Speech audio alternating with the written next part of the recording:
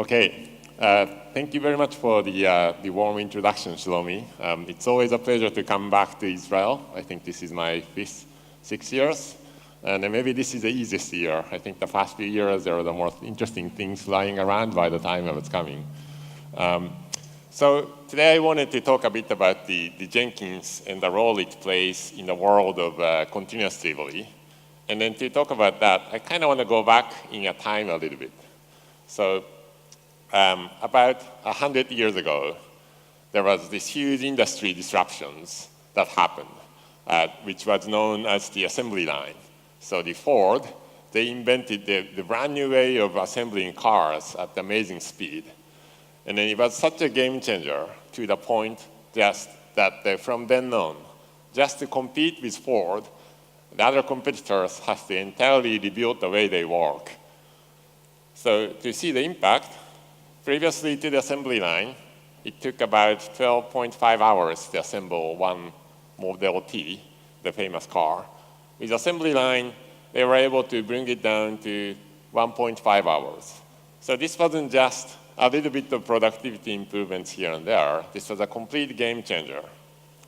So another way to look at the impact that it had was with this new technology, Ford was able to manufacture 300,000 cars just with the 13,000 people, which is more cars than other 300 competitors combined.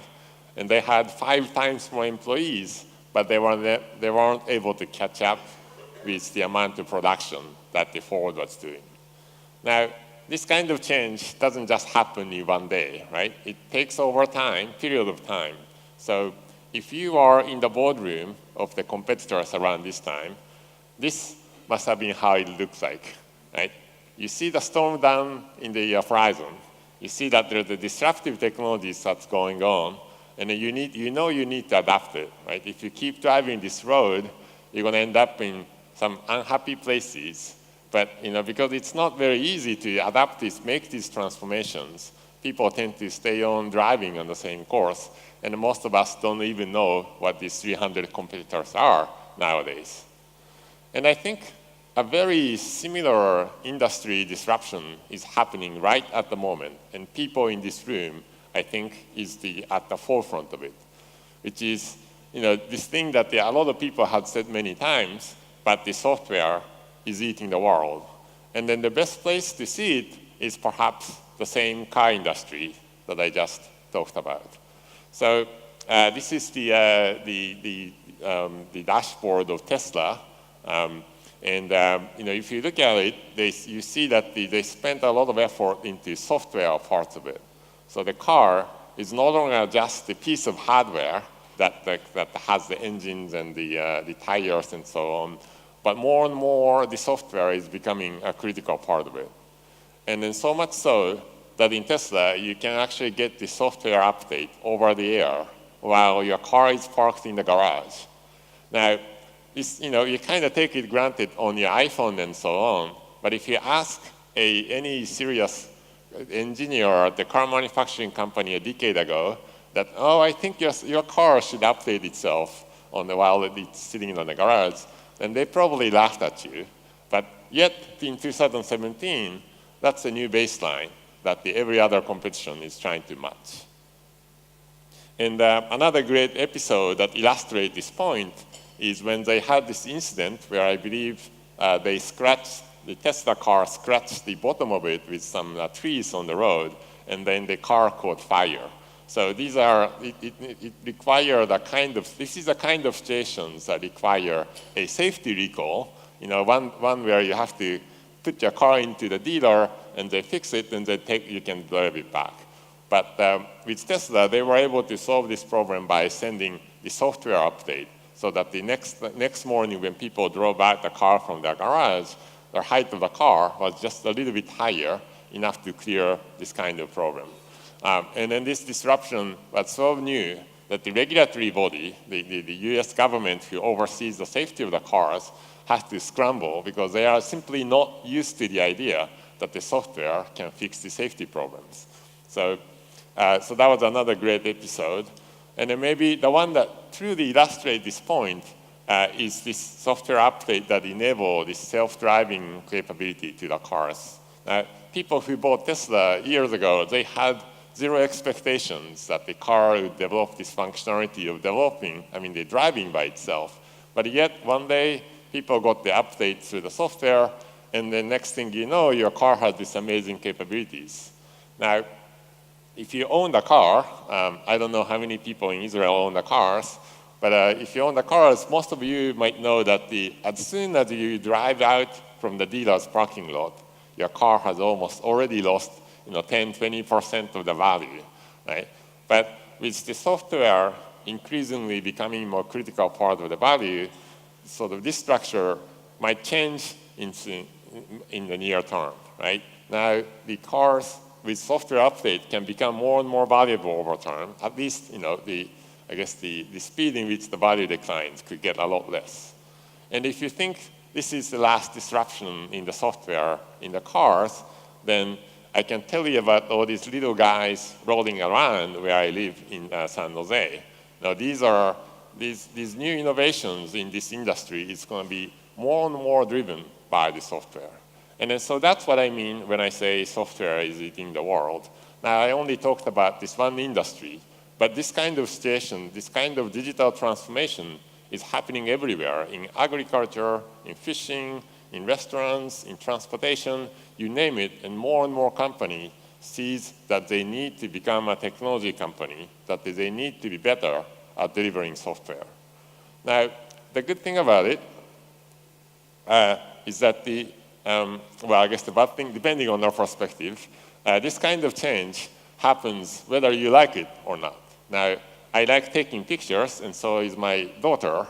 And when, this industry, the photography industry, is another industry that went through a big digital disruption maybe 10 or so years ago, right? So Eastman Kodak, this was one of the biggest companies in the entire United States. Within a decade, they completely disappeared and taken over by the new generations of the photo companies, right? And then now my daughter, she has no idea what Eastman Kodak is. So if you don't like the change, then the bad news is that you're going to get irrelevant pretty quickly.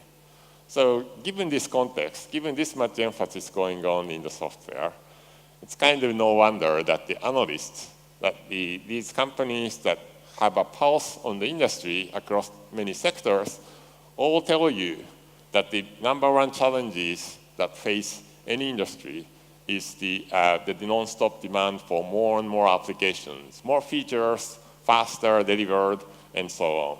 Right? And I think all of you have this same pressure, right? When was the last time your boss told you that, next releases, we can take twice the amount of time as you get to double the size of the team? It does not happen. There's always more that you need to be delivering and more quickly. Yet, we kind of know, we all know how the software development is a process full of frictions, right? It involves a lot of people with different job functions. It takes a long period of time and requires a lot of coordinations. So if you just take the kind of processes that you're doing today and try to do it faster and faster, then the friction will create a lot of heat. And then at some point, when you try to increase the speed too much, then it's going to result in this spectacular explosion. Now, it's going to look pretty on the sky, but not so much in your software project. Right? So this is the context, I think, in which people are more and more recognizing that the continuous delivery is an important practice for your organization to adapt. Right? Because what it enables is the automation from the point of the ideas all the way down to the bit going into productions. And when you have the whole cycle automated, then you can get this feedback cycle going a lot more quickly. So instead of making a lot of assumptions about what software is necessary and only finding that out, let's say, 6 months from now, you can discover that more quickly, and then based on that feedback, you can adjust the course more quickly. Now, for the technology's perspective, in a way, continuous delivery is nothing new. I almost think of it as just more expansion of the automations. If you think about all the activities that happen during the software development from left to right, So left, let's see, I can't do the left. I think it's left on this side. Then from upstream development to the downstream, like operational side on the right-hand side, then this idea of doing things more iteratively and frequently has been going on for a good long while. Right? The agile software development, which probably everyone nowadays knows, is all about rapidly iterating on the upstream of the software development. Right? When I started Jenkins, the continuous integration was mostly about building and running tests more frequently. And now that domain of automation is steadily expanding to the point of now covering the entire spectrum. So that now enables, in this way, the whole thing becomes not just a technology thing. Right? We are not just talking about automating things. Now it becomes this business visible impact where you can create this feedback cycle more rapidly. Now that's something your managers, non-technical people, would understand as a value. So the Jenkins is, well, as with this much expansion of the automation, with this much emphasis on automation, it's kind of no wonder that the Jenkins is also rising through this tide of, that's the tide rise for everyone. So if you look at the year-over-year growth of Jenkins, we see the 17% uptick from the last year's installation. So I'm sort of at times feel like Jenkins installation is kind of becoming like a Starbucks. Like if you see every corner, at least in the US, almost every corner you see Starbucks. In every restaurant, the grocery store you have a Starbucks inside, to the point of maybe they need to start creating Starbucks inside Starbucks to keep up to date with the speed. So I'm always surprised at the amount of the Jenkins installations grows, because nowadays it seems like everyone that's doing software automation, it seems to be using it.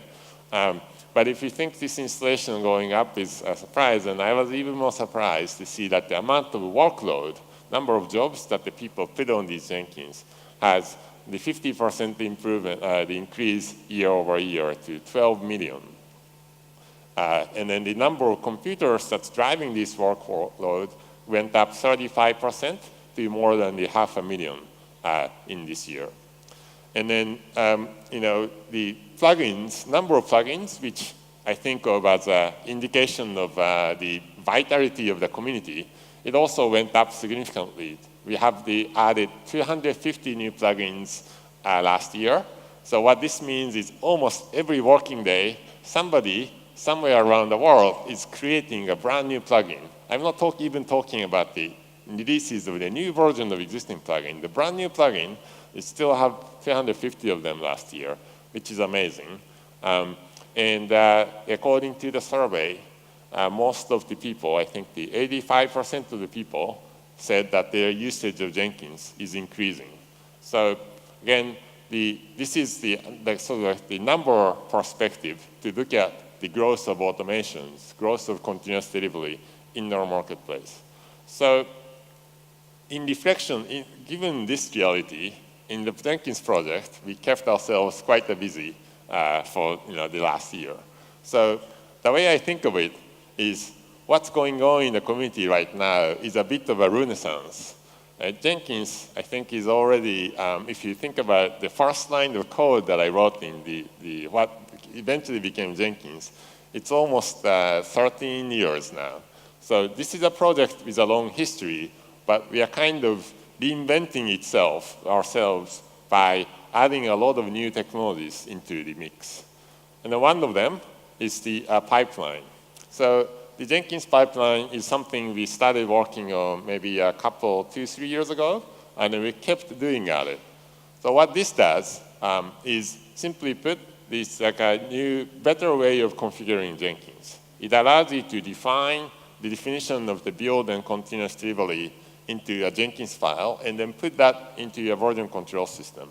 So that allows you to apply the same code review processes to the changes to the build process or the deployment process. You can keep track of who made what changes for what purposes all throughout the history of the project. The Jenkins file also allows you to orchestrate more complicated automations. So I know a lot of people who are using freestyle jobs, you're combining multiple jobs to form one coherent orchestrations.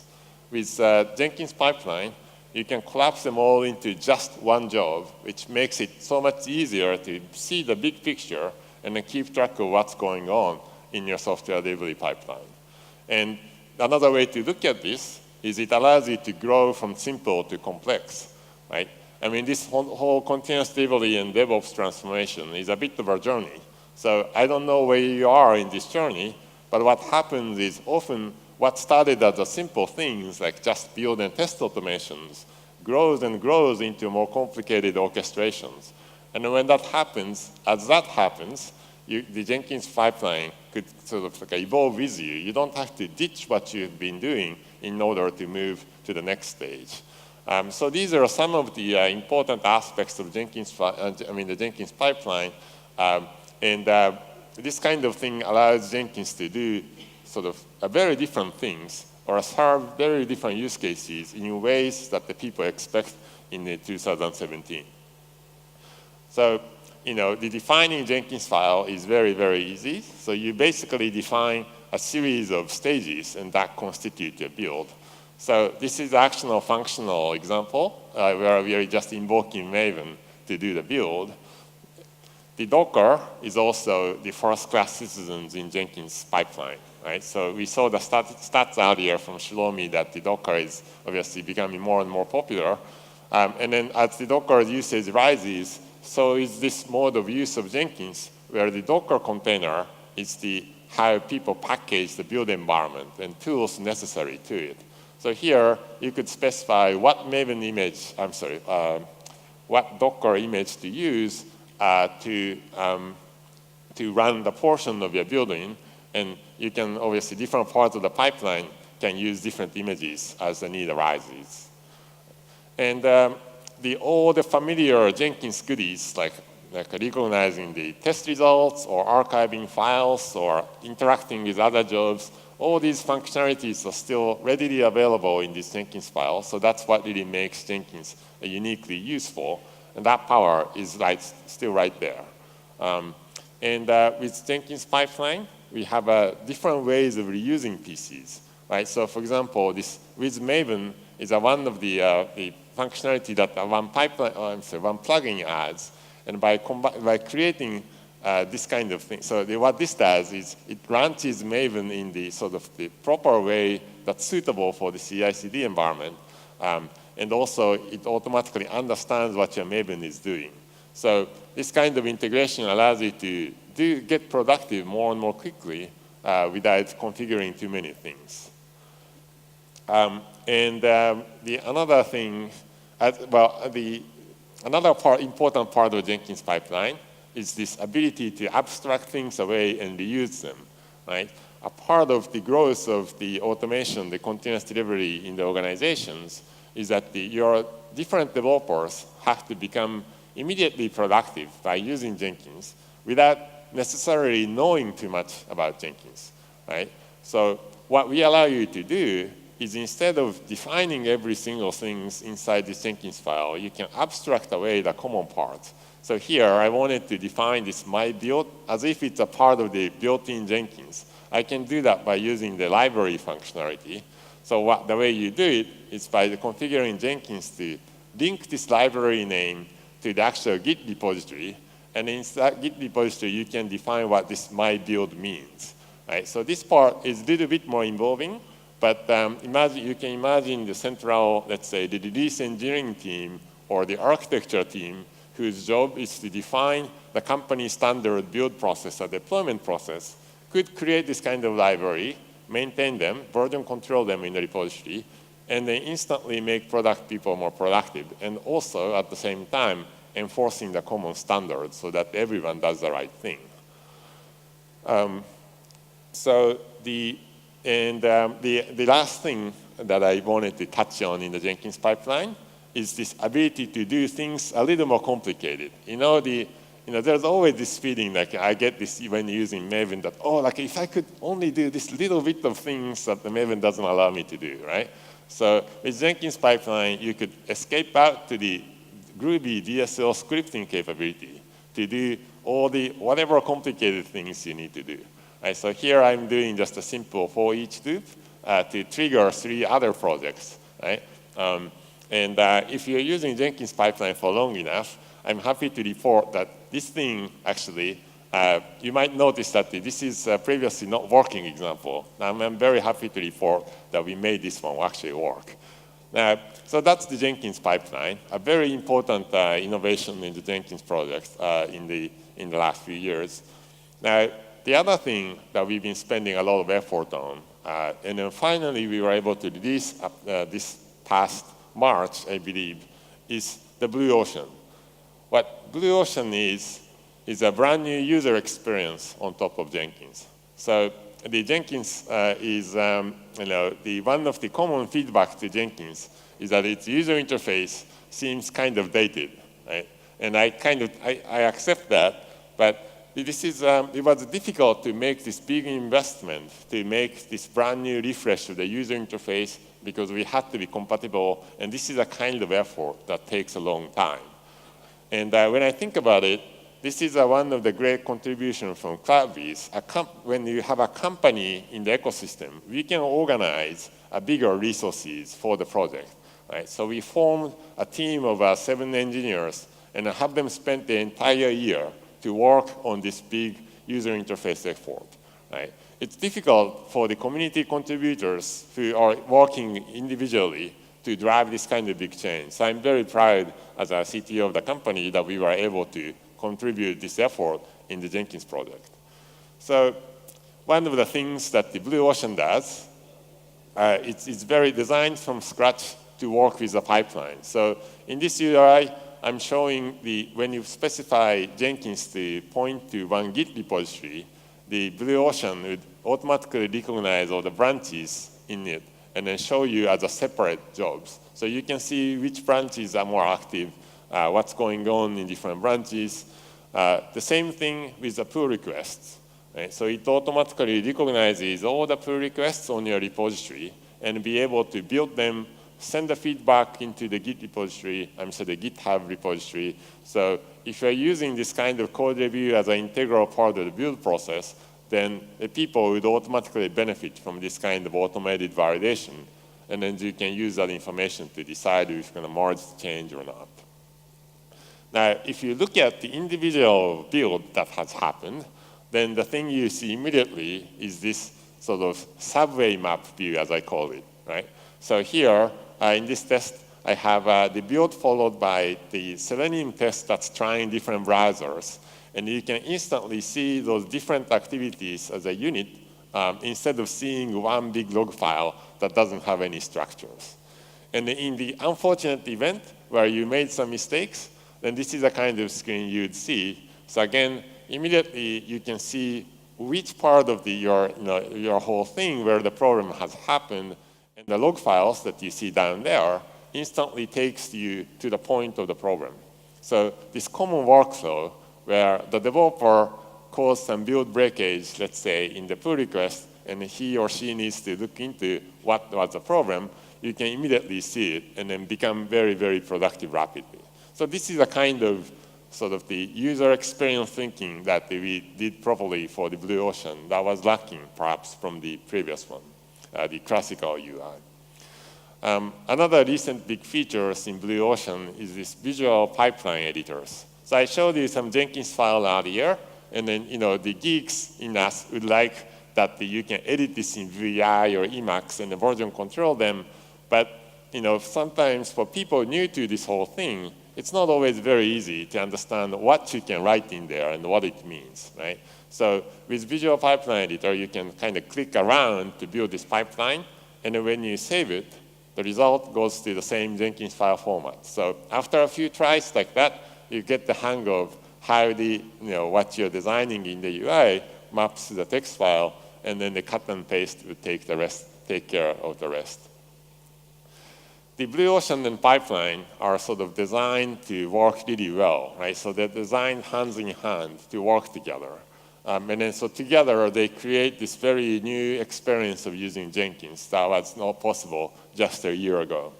And if you look at the reactions in the wider developer community, people are starting to understand that the change is in the air.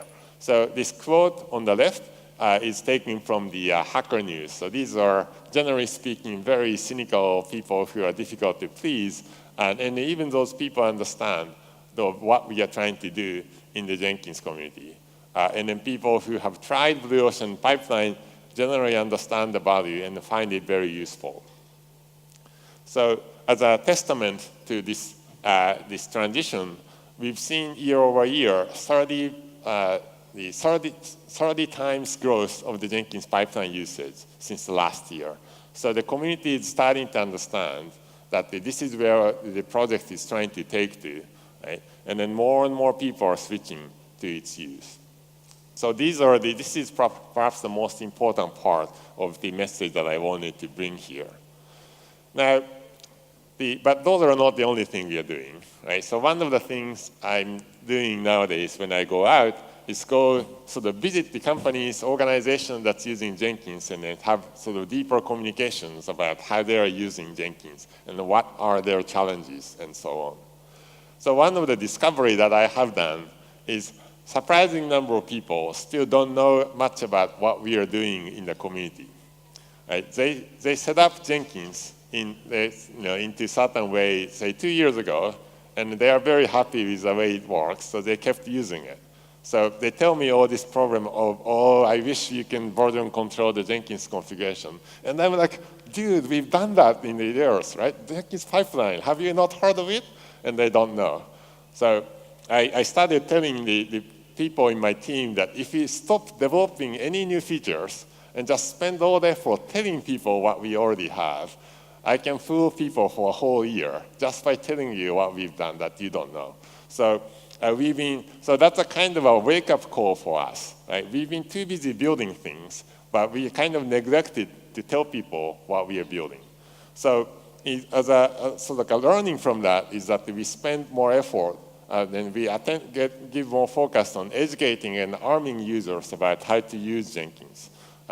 So instead of asking you to go to Google and Stack Overflow to figure things out on their own, we decided to take more proactive role in defining this, the guided tours, the administrator guides. We built a new website to house these contents. We built a pipeline getting started guide. We have a reference manual for the pipeline, Jenkins pipeline on our website. All these things for the sole purpose of enabling you to use Jenkins the way it's supposed to be. Another outreach effort is called the Jenkins Area Meetup. So this is the community's active outreach to organize local communities of developers and then have them talk to each other. And this is a project we launched, I think, 2 years ago. But now we've got to the point of organizing more than 13,000 people around the world connected to some of these events and us being able to reach to them. So this is an amazing increase. And I believe there's a Jenkins Area Meetup in Tel Aviv as well. So if you go to the Jenkins website, you can look up for this meetup, and you can see when they are next meeting and what their topics are.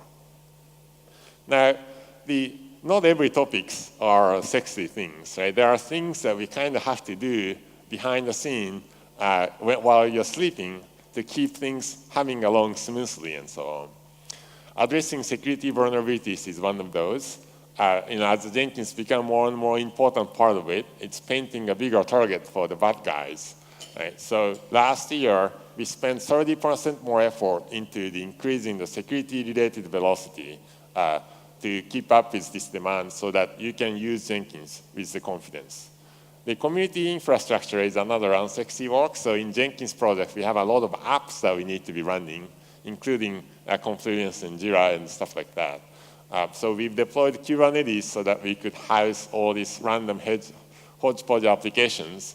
You might have seen our new plugin site, plugins.jenkins.io. This is one of the examples that this kind of infrastructure work has enabled other parts of the community to build these new apps for the rest of the community. And then also, perhaps this one is more subtle, but in the open source project, things often tend to get done through the personal relationship, right? There are a number of quote-unquote important people in the community, and through which things are brokered and getting things done.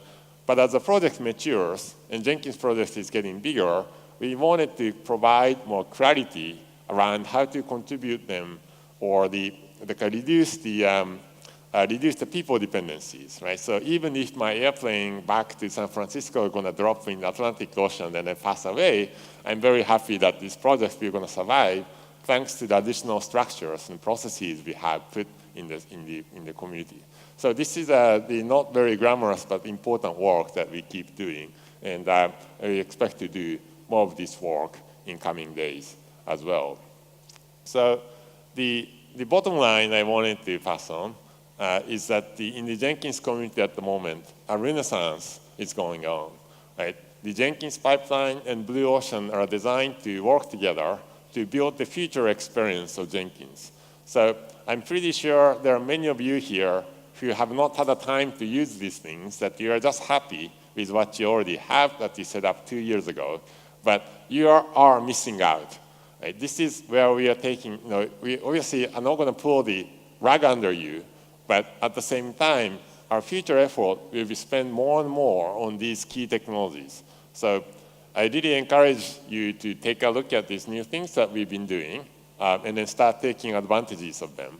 That this is not your father's Jenkins, that the way people experience Jenkins has moved on. So do take advantage of the work that we put in the community, use Jenkins the way it's supposed to be. And so on that note, I wanted to, so I think this is the old slide that I had, but thank you very much. It's always a pleasure to come back here, like I said. And this is a day chock full of the Jenkins-related activities, sessions. This is an opportunity for you to talk to the like-minded people in the industry and then sort of compare notes and get excited about this digital revolution that we are driving together. So I hope you get the energy out of that today and then go back to your organization tomorrow to drive more changes. Thank you very much.